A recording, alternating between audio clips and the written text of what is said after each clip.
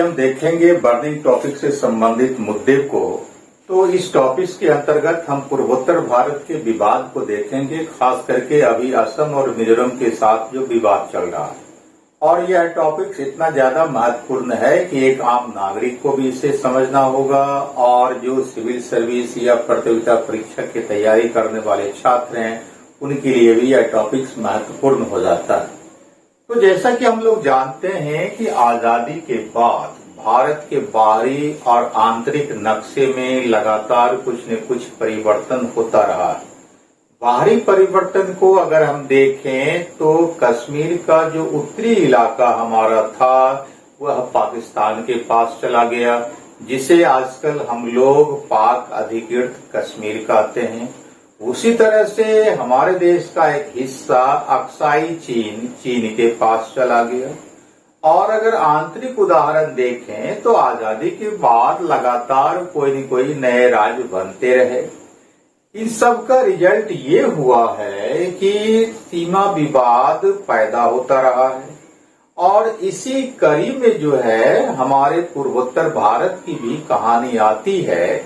जैसा कि हम लोग जानते हैं कि सिक्किम को छोड़ करके पूर्वोत्तर भारत में जो 7 राज्य हैं, इन 7 राज्यों को सेवन सिस्टर्स के नाम से हम लोग जानते हैं। इस 7 सिस्टर्स में से असम को हम लोग सीनियर सिस्टर कह सकते हैं। कारण उत्पत्ति भी हो सकता है और आकार भी हो सकता है।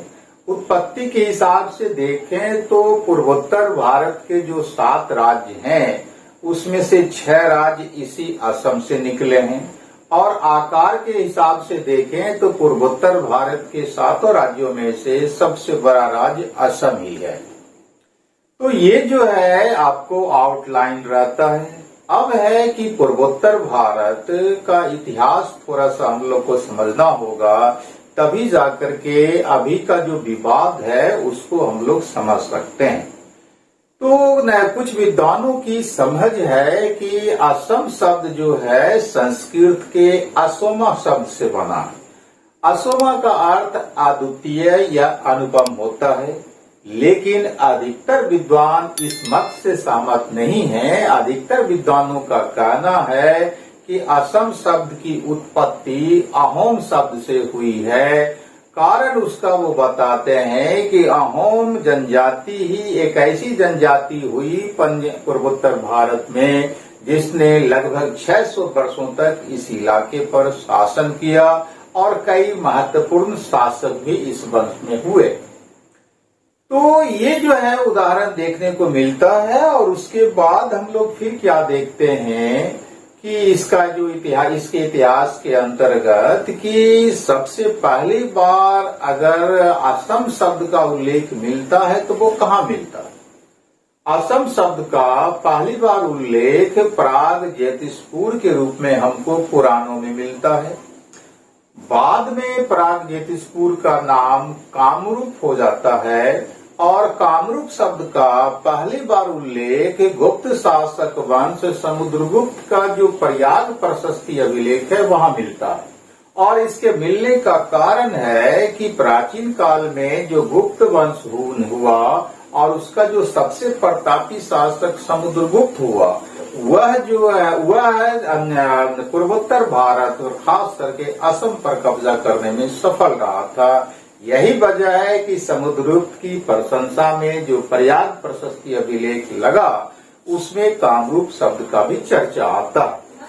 इसके बाद अगर हम देखते हैं असम या पूर्वोत्तर भारत की चर्चा का इतिहास, तो 743 ईस्वी में असम का मतलब कामरूप का शासक राजा कुमार भास्कर वर्मन था। भास्कर वर्मन ने चीनी विद्वान ह्वेनसांग को अपने यहाँ आने के लिए आमंत्रित किया था, और ह्वेनसांग वहां पहुंचे थे, जिसका चर्चा उन्होंने अपने विवरण में किया है, और कामरूप को उन्होंने कामोलोपा कहा।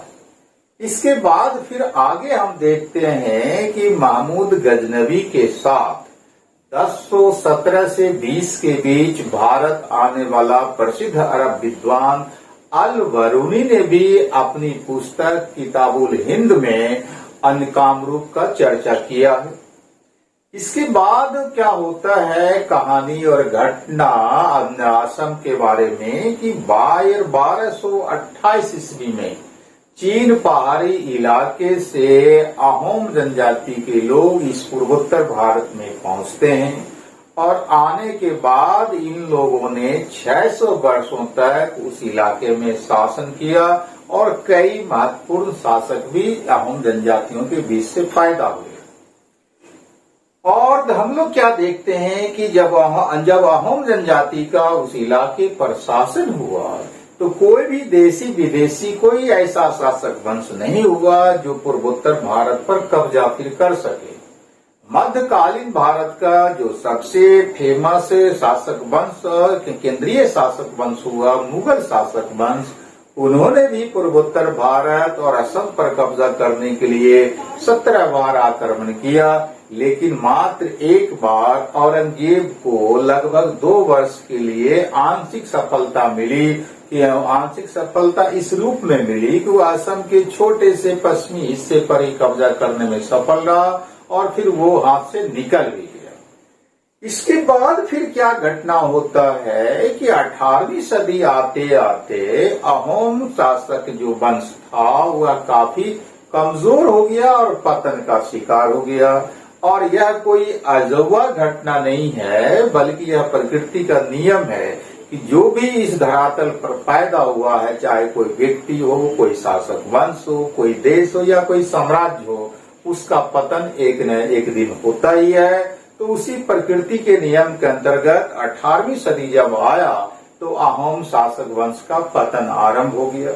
इस पतन के आरंभ के दौर का फायदा बर्मा के लोगों ने उठाया और पूर्वी इलाके से बर्मी लोग पूर्वोत्तर भारत में घुसते चले गए और घुसने के बाद अच्छा खासा प्रभाव इस इलाके में उन लोगों ने बना लिया। लेकिन हम लोग क्या देखते हैं कि इस समय आते आते भारत पर अंग्रेजों का प्रभुत्व स्थापित हो गया था।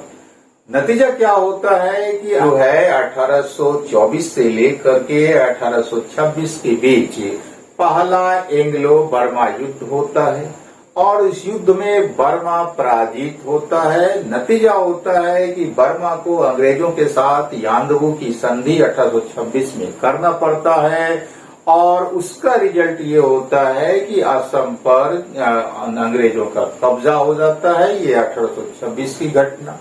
और फिर 1832 जब आया तो कछार के इलाके पर भी अंग्रेजों का कब्जा हो गया। 1835 आया तो जयंतिया हिल्स पर भी कब्जा हो गया।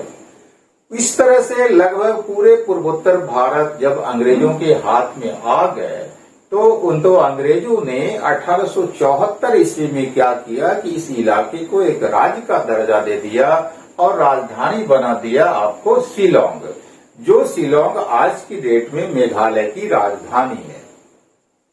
तो इस तरह से जो है वहां पर घटना विकास होता है।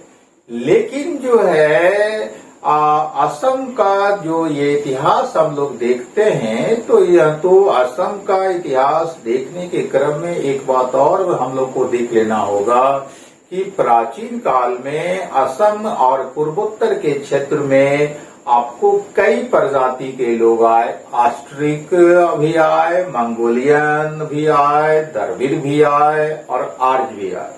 मध्यकाल में चीन और दूसरे क्षेत्र के भी लोग आए। उसका नतीजा ये हुआ कि जो है इस क्षेत्र में मतलब पूर्वोत्तर भारत में मिश्रित संस्कृति का निर्माण हो गया। तो 1874 में जब अंग्रेजों ने यहाँ एक अलग राज्य बना दिया, दरअसल अंग्रेज के काल में जो 2 नोटिफिकेशन आया, 1875 का नोटिफिकेशन और फिर 1933 का नोटिफिकेशन, यही 2 नोटिफिकेशन है जो आज पूरे पूर्वोत्तर भारत में विवाद का कारण बना है। अब हम लोग यह जानेंगे कि दरअसल अंग्रेजों ने ये नोटिफिकेशन क्यों लाया था। तो उसका अपना साम्राज्यवादी हित था। क्योंकि वह साम्राज्यवादी था, उसको इस देश और या इस क्षेत्र की जनता से कोई मतलब नहीं था। तो वह अधिक से अधिक आर्थिक मुनाफा और भारत का शोषण करना चाहता था। तो इसी उद्देश्य से वह जो लुसाई हिल्स, जो कि आज के डेट में मिजोरम है, पहले मिजोरम एक लुसाई हिल्स जिला हुआ करता था असम का, तो वह उस इलाके का जो भौगोलिक बनावट और वहाँ की जो जलवायु रही, मिट्टी रही, वह अंग्रेजों के लिए चाय का बागान लगाने के में उपयुक्त लगा। तो चाय का बागान लगाने के उद्देश्य से ही अंग्रेजों ने वहाँ जो है अपना पैर रखा और तरह तरह का अतिक्रमण किया। तो जब ये अंग्रेजों का यह अतिक्रमण जारी हुआ तो जो है आपको वहाँ के जो लोकल मतलब लुसाई हिल्स के जो निवासी थे मिजो, वो इससे खुश नहीं हुए। अब जब खुश नहीं हुए तो उसका नतीजा क्या हुआ कि अंग्रेज और मिजो के बीच में तनाव पैदा हुआ। तो मिजो किसको कहा जाता है? तो मिजोरम के जो लोग निवासी थे, मतलब लुसाई क्षेत्र के जो लोग निवासी थे, वो मिजो थे बहुसंख्यक। तो अंग्रेज वर्सेज मिजो के बीच तनाव पैदा हुआ। अब है कि ये जब तनाव पैदा हुआ तो इसी तनाव की स्थिति से निपटने के लिए अंग्रेजों ने 1875 में इनर लाइन रेगुलेशन लाया। अब ये जो इनर लाइन रेगुलेशन लाया तो इसमें क्या प्रावधान रखा? तो पहला जो प्रावधान हुआ रखा कि असम के पहाड़ी इलाके को असम के मैदानी इलाके से अलग कर दिया जाए। मतलब पहाड़ी इलाका अलग हो जाएगा, मैदानी इलाका अलग हो जाएगा, एक ये प्रावधान था। और दूसरा जो प्रावधान था कि इन जगहों पर जाने के लिए जो है परमिट सिस्टम लागू होगा। मतलब कोई भी अगर उस पहाड़ी इलाके में जाएंगे तो उसे सरकार से परमिशन पहले लेना होगा। ये दो महत्वपूर्ण प्रावधान था 1875 के नोटिफिकेशन में। अब है कि ये जब इनर लाइन रेगुलेशन 1875 आया तो इसका क्या रिजल्ट हुआ लुसाई हिल्स के लोकल निवासियों पर? तो लुसाई हिल्स के जो लोकल निवासी मतलब मिजो लोग थे, उस पर इस रेगुलेशन का सकारात्मक असर हुआ। वो लोग उन लोगों ने यह समझा कि इससे हमारी संस्कृति और भूमि सुरक्षित रहेगी और हमारा कोई अतिक्रमण नहीं होगा, इसलिए कि कोई बाहरी लोग आ नहीं सकता है बिना परमिशन के, तो हमारी पहचान, हमारी संस्कृति, हमारी भूमि सुरक्षित रहेगी। इसी का नतीजा हुआ कि 1875 के नोटिफिकेशन से जो लोकल निवासी मतलब मिजो लोग थे वो प्रसन्न हुए, खुश हुए। और इसी का देन है कि जब आजाद भारत में जो है असम को काट छांट करके नए नए राज्य समय समय पर बनते गए, तो ये इनर परमिट जो है का सिस्टम आगे भी जारी रहा और अभी भी है। अभी हम लोग क्या देखते हैं कि अरुणाचल प्रदेश, नागालैंड, मणिपुर और मिजोरम जाने के लिए इन जैसो हमें परमिट लेना पड़ता है। लेकिन ये जो परमिट सिस्टम है यह एक तरफा कैसे है कि असम के लोगों को यदि इन चारों राज्यों में से किसी राज्य में जाना होगा तो उसे परमिट लेना होगा। लेकिन इन चारों राज्यों में से मतलब अरुणाचल प्रदेश, नागालैंड, मिजोरम या मणिपुर के राज्यों के किसी भी व्यक्ति को अगर असम जाना होगा तो उसको परमिट लेने की जरूरत नहीं है। मतलब इन चारों राज्यों के लोग बिना परमिट के असम के क्षेत्र में जा सकते हैं, लेकिन असम के लोग बिना परमिट के इन चारों राज्यों में से किसी राज्य में नहीं जा सकते हैं। तो ये जो है आपको अवस्था अभी की जो अवस्था है परमिट सिस्टम, वह अंग्रेजों के उसी काल की देन चली आ रही है।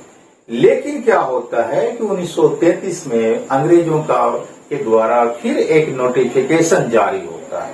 उस नोटिफिकेशन के जरिए अंग्रेजों ने क्या किया कि कछार और मिजो हिल्स का जो इलाका था उसके बीच सीमा रेखा खींच दिया। तो कछार का जो इलाका है वो कौन सा इलाका है? असम का जो दक्षिणी इलाका है वो कछार का इलाका कहलाता है। तो असम का दक्षिणी इलाका और जैसो लुसाई हिल्स मतलब मिजो हिल्स का जो इलाका था उसके बीच में अंग्रेजों ने सीमा रेखा जैसो खींचने की बात किया, मतलब क्या सीमा बना देने की बात किया।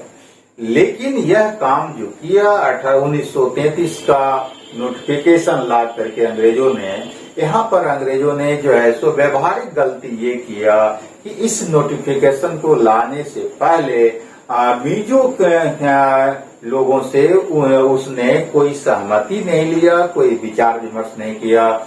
जबकि 1875 का जो अपने पहला नोटिफिकेशन आया था उसको लाने से पहले अंग्रेजों ने मिजो लोगों से सलाह मशविरा किया था। इसका नतीजा ये होता है कि मिजो लोग 1933 की नोटिफिकेशन से नाराज हो जाता है और नाराज होकर के वो लोग 1875 के नोटिफिकेशन की मांग करता है। में आजादी के बाद एक पार्टी बनी मिजो लोगों की जिसका नाम था यूनाइटेड मिजो फ्रीडम। उसने डिमांड रख दिया कि जो है मिजो क्षेत्र को मतलब क्या लुसाई हिल्स को जो है लुसाई हिल्स को बर्मा में विलय कर दिया जाए। लेकिन उस पार्टी की इस मांग को स्वीकार नहीं किया गया और अंततः लुसाई हिल्स मतलब आधुनिक मिजोरम असम का ही एक हिस्सा बना रह गया। तो ये घटना घटता है।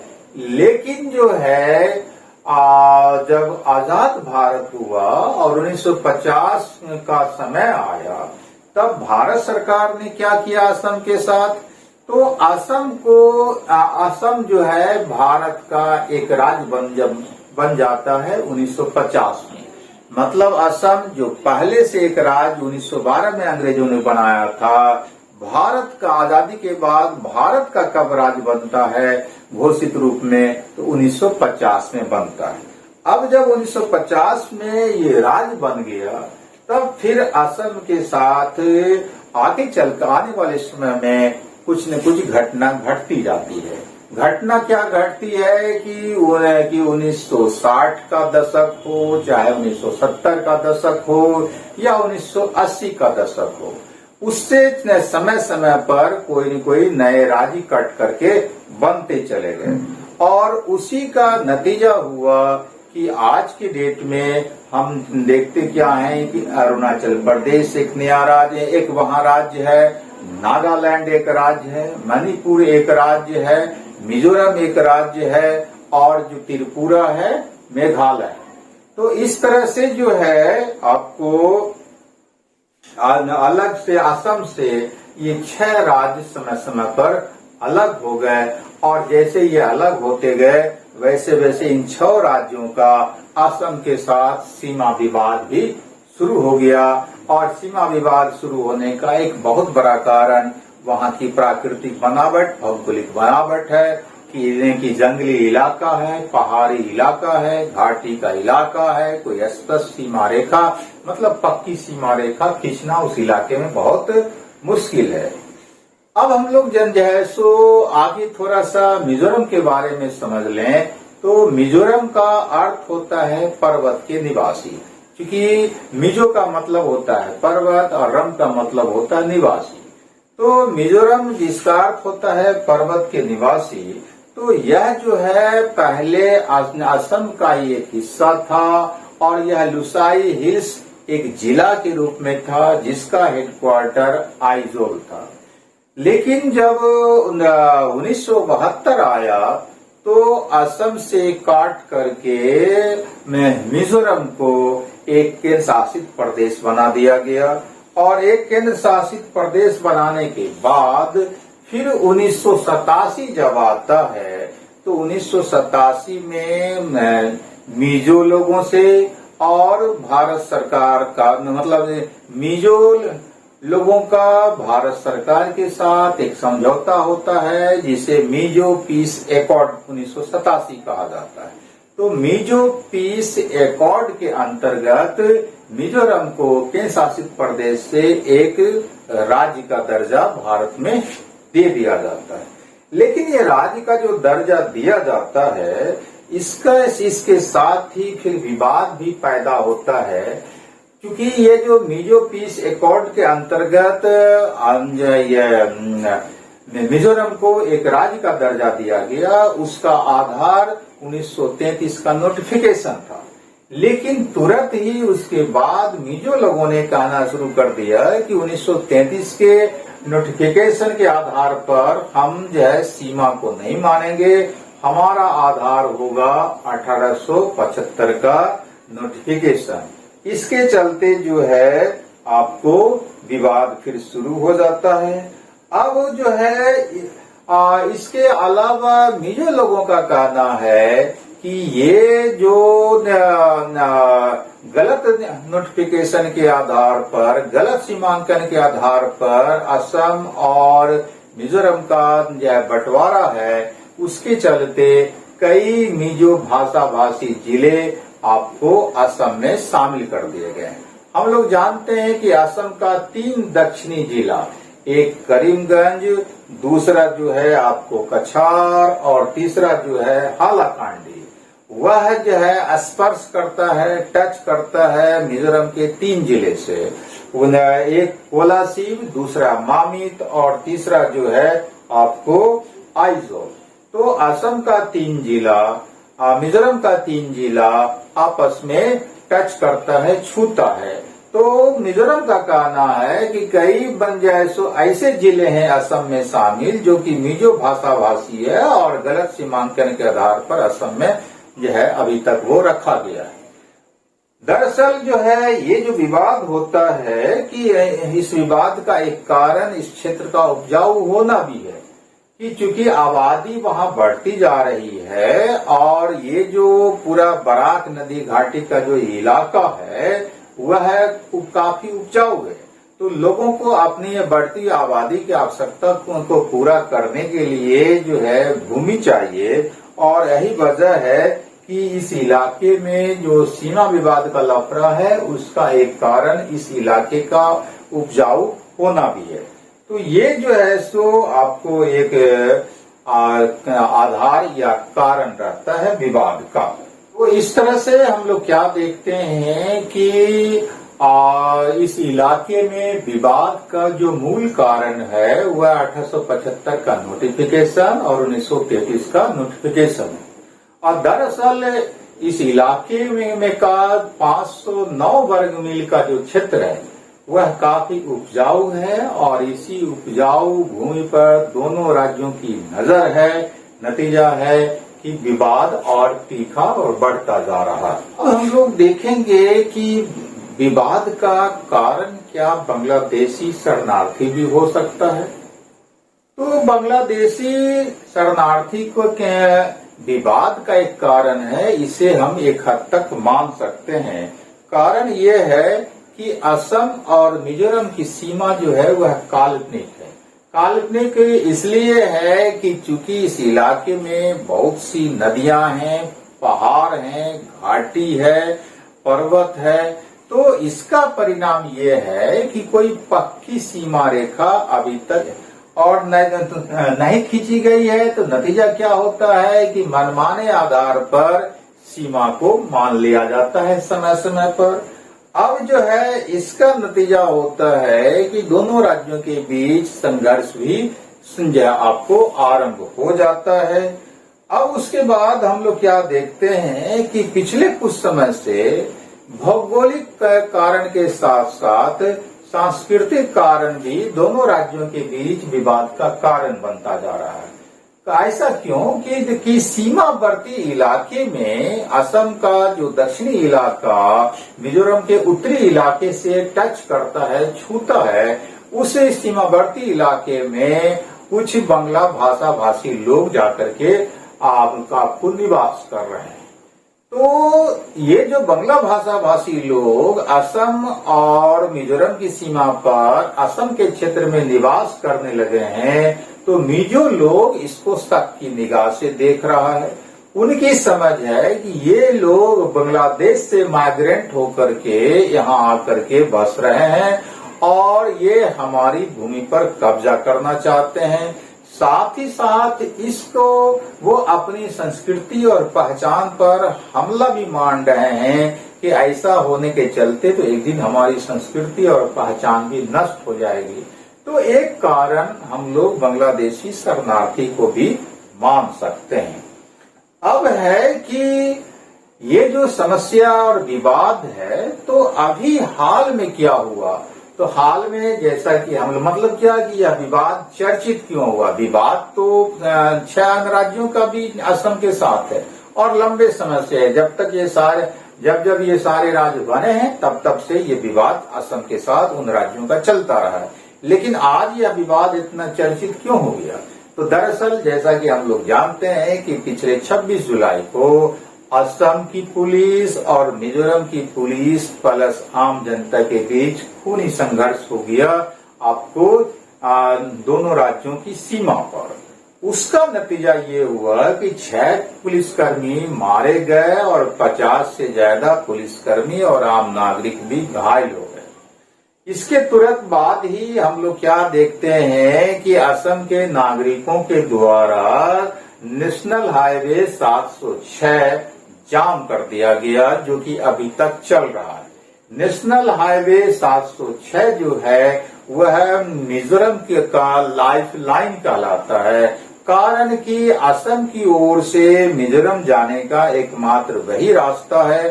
तो ये जो नाकाबंदी हो गया है, इसके चलते है काफी अफरा तफरी मच गई है। वहाँ आवश्यक सामग्रियों का अभाव हो गया है, क्योंकि कोई भी गाड़ी उस इलाके में जा नहीं रही है। दूसरी घटना घटी कि असम के मुख्यमंत्री ने अपने जनता को एक एडवाइजरी जारी करके कह दिया है कि कोई भी असमी अभी मिजोरम जाने की कोशिश नहीं करे, क्योंकि अजाना। तीसरी महत्वपूर्ण घटना घटी और एक अजूबा घटना ये भी हो गया कि मिजोरम के द्वारा असम के मुख्यमंत्री पर केस कर दिया गया, FIR कर दिया गया। चौथी घटना ये हुई है कि दोनों राज्यों के सीमा पर एक तटस्थ पुलिस के रूप में CRPF की नियुक्ति कर दी गई है। तो ये घटना विकास वहां पर हुआ है, जिसके चलते ये मामला इतना तेजी से चर्चित हो गया। और इस तरह का मामला हमारे देश के लिए काफी दुर्भाग्यजनक है, दुखद है। ऐसा इसलिए कि आजाद भारत में 2 राज्यों की पुलिस आपस में एक दूसरे के खून का प्यासा हो जाए, ये कभी देखने को नहीं मिला था। अब सवाल आता है कि समस्या समाधान का सबसे तात्कालिक जो जरूरत है वह है कि निष्पक्ष जांच कमेटी का गठन किया जाए कि आखिर ये अचानक मुठभेड़ क्यों हो गई दोनों राज्यों की पुलिस और आम जनता के बीच, और कौन सा राज्य दोषी है। तो इसके लिए एक निष्पक्ष जांच कमेटी का गठन किया जाए ताकि समस्या समाधान में आगे बढ़ा जा सके। दूसरा जो आवश्यकता है वो ये है कि एक सीमा आयोग का गठन किया जाए और उस सीमा आयोग के द्वारा दोनों राज्यों को मिला करके एक ज्वाइंट सर्वे दल बनाया जाए और उसका जो रिपोर्ट आए सामने उसको एक आधार मान लिया जाए। तो ये दूसरा जो पॉइंट हो सकता है समस्या समाधान का। तीसरा जो आवश्यक है कि राष्ट्रीय एकता परिषद का मीटिंग जल्द से जल्द बुलाया जाए, क्योंकि राष्ट्रीय एकता परिषद की बैठक इसलिए आवश्यक हो गई है कि यह समस्या हमारे देश की एक और अखंडता के लिए खतरा बनता जा रहा है।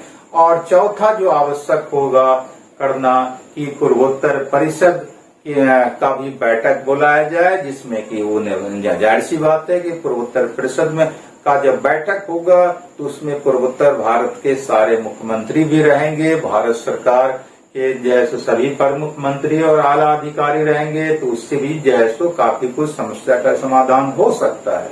और सबसे महत्वपूर्ण बात यह है कि अगर अभी इस समस्या का समाधान नहीं होगा तो संभवतः आगे आने वाले लंबे समय तक पूर्वोत्तर भारत की समस्या का समाधान नहीं निकल पाएगा। इसके पीछे कारण क्या है? कारण यह है कि असम और मिजोरम में ही नहीं बल्कि लगभग पूरे पूर्वोत्तर भारत में भाजपा और उसकी सहयोगी NDA की सरकार है। और काफी ताज्जुब की बात है कि असम में भाजपा की सरकार और मिजोरम में भी भाजपा समर्थित सरकार है।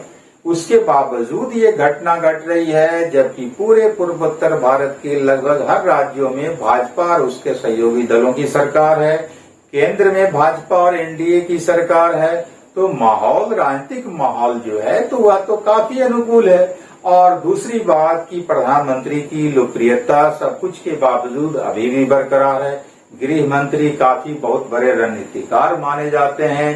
तो इतनी जो ऊंची है, इतनी जो अनुकूल माहौल है, इतना अनुकूल माहौल है, इस अगर माहौल में अगर पूर्वोत्तर भारत का समस्या का समाधान नहीं हुआ तो शायद आने वाले लंबे समय तक इस समस्या का समाधान नहीं हो पाएगा। और यह मान लिया जाएगा कि जो है भारत सरकार या मतलब वर्तमान सरकार जो है वह ईमानदार नहीं रही पूर्वोत्तर की समस्या के समाधान के लिए। तो ये सारा जो है प्रॉब्लम और मुद्दों पर को हम लोगों ने देखा, बात किया। संभवतः सारे लोग इसमें प्रॉब्लम को समझ चुके होंगे। फिर हम लोग दूसरे दिन जो है प्रॉब्लम को लेकर के मिलेंगे। धन्यवाद।